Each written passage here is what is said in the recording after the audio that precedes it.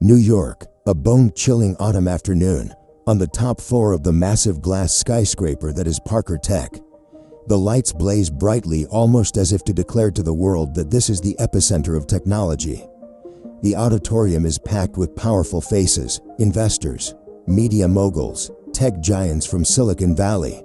On stage stands the most powerful man of the night, Charles Parker, the CEO of ParkerTech, a billionaire known for his arrogance, a man whose single nod could shift billions of dollars from one hand to another. Charles has sparked outrage more than once with his scornful remarks, especially toward people of color in the tech industry. To him, they will always be cheap labor, never the ones at the top. But tonight, amidst the dazzling lights and the thunderous applause, a strange invitation has added an air of twisted anticipation to the room. Charles sent a personal letter not to another billionaire, not to a CEO, but to a black IT engineer who had once been fired from ParkerTech. The letter was short. Charles wrote, "Come witness what we have accomplished, something you will never have." The crowd laughed. Investors whispered that this would be entertaining, a perfect little comedy to kick off the evening. They imagined some pitiful, broke man walking into a place he clearly did not belong. But then, the auditorium doors opened. A silhouette appeared. Ethan Johnson, 30 years old, no longer the beaten-down engineer he once was. No trace of the jobless, broken man remained. He stepped into the room in a perfectly tailored dark suit, his face calm, his eyes steady and confident, as if every step he took had already been written in the stars. The room fell silent. The laughter died. Everyone stared, stunned. The man they once cast aside now walked into the very room that once rejected him, looking every bit the kind of businessman people could not help but turn their heads to watch. An unexpected moment, the beginning of a showdown no one saw coming. His name is Ethan Johnson, 30 years old, a black man raised in Brooklyn, a place where most kids dreamed of basketball or music as a way out of poverty. But Ethan chose technology. His family never had much. His mother worked night shifts as a nurse at the local hospital. Her eyes constantly tired from sleepless nights spent paying for her son's education.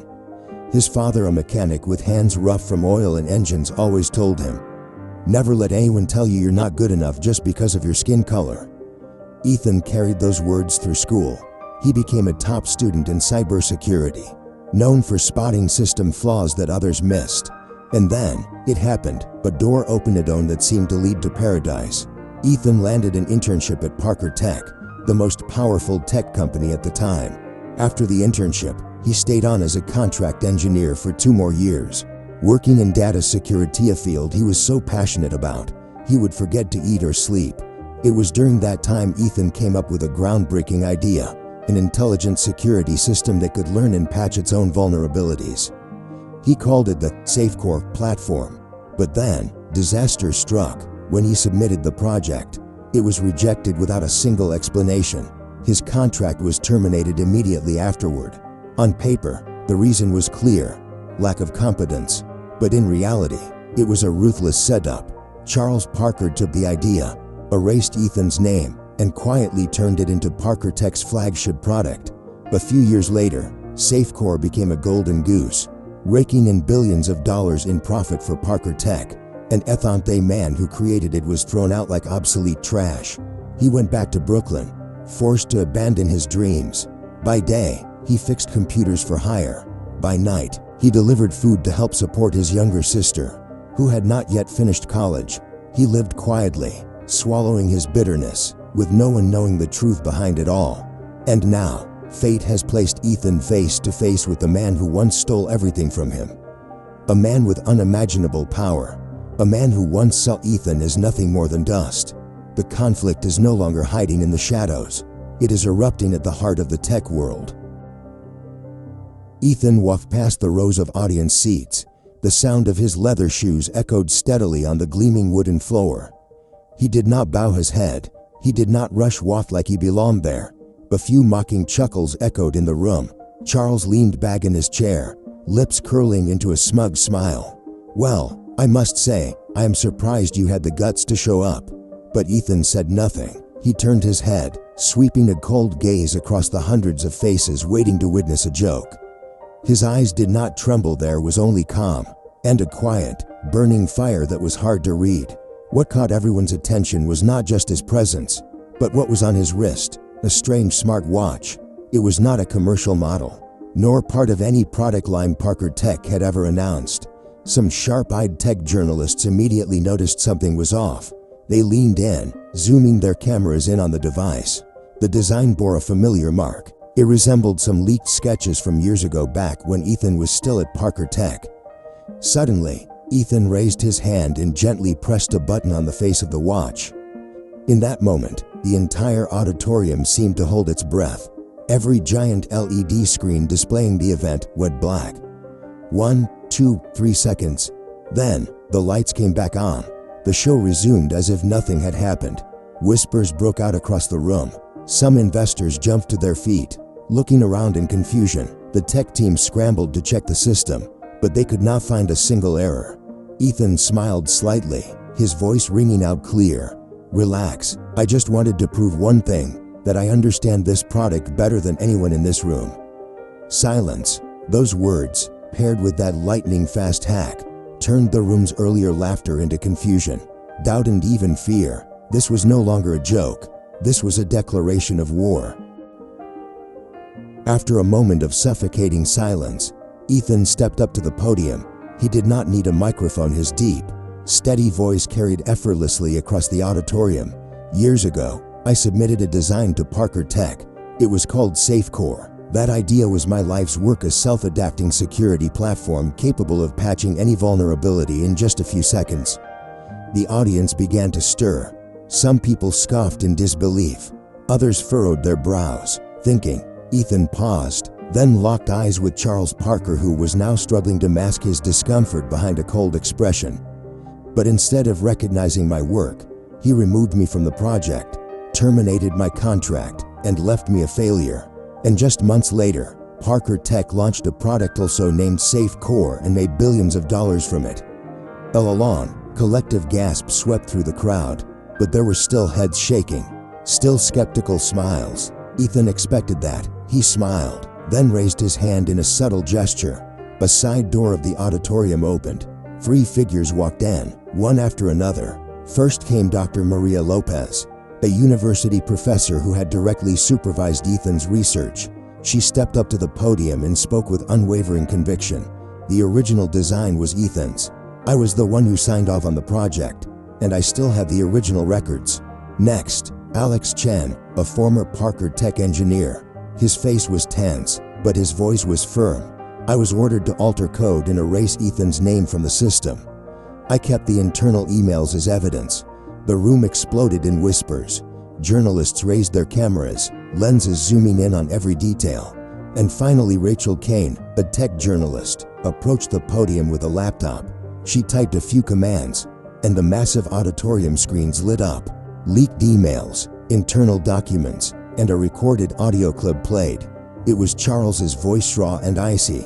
"Take that idea. The kid will never have the money to sue anyway."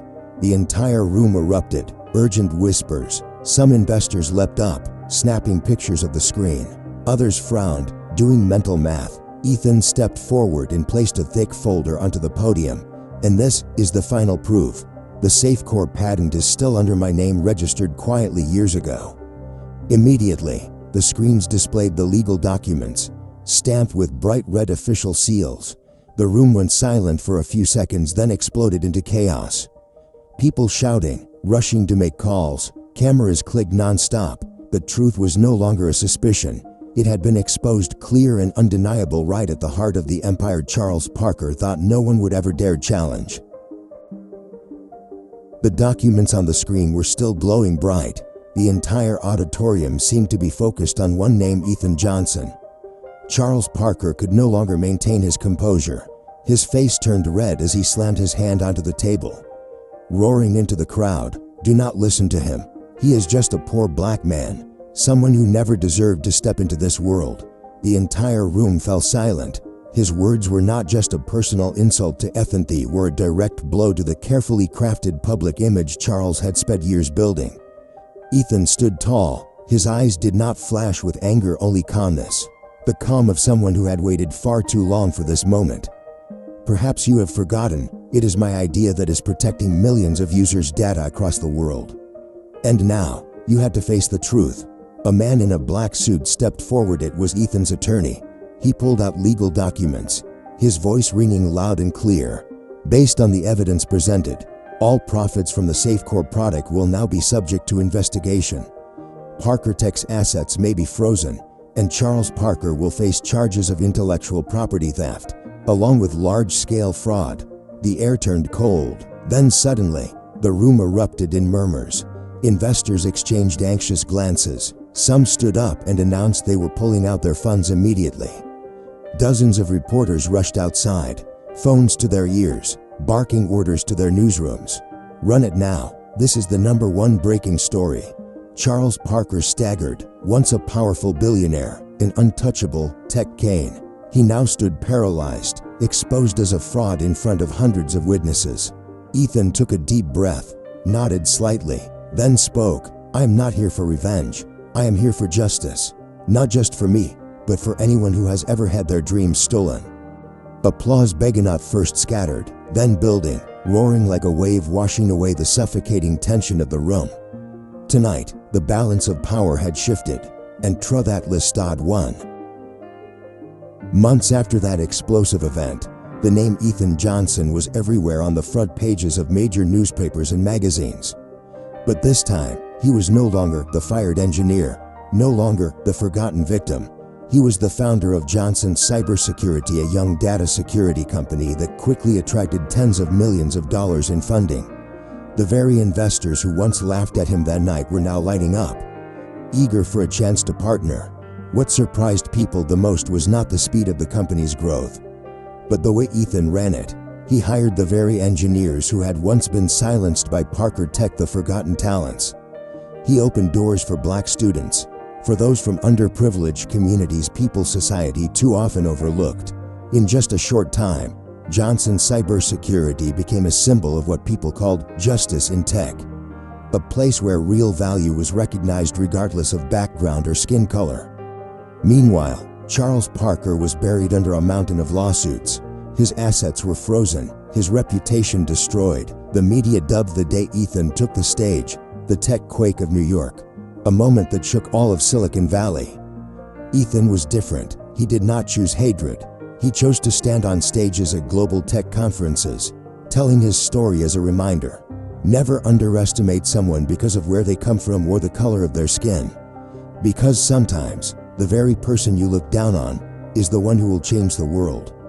And if you believe that stories of justice like this deserve to be heard, make sure to hit that subscribe button, because we have many more to share, stories of people who rose above the odds, where truth and belief defeated every form of prejudice.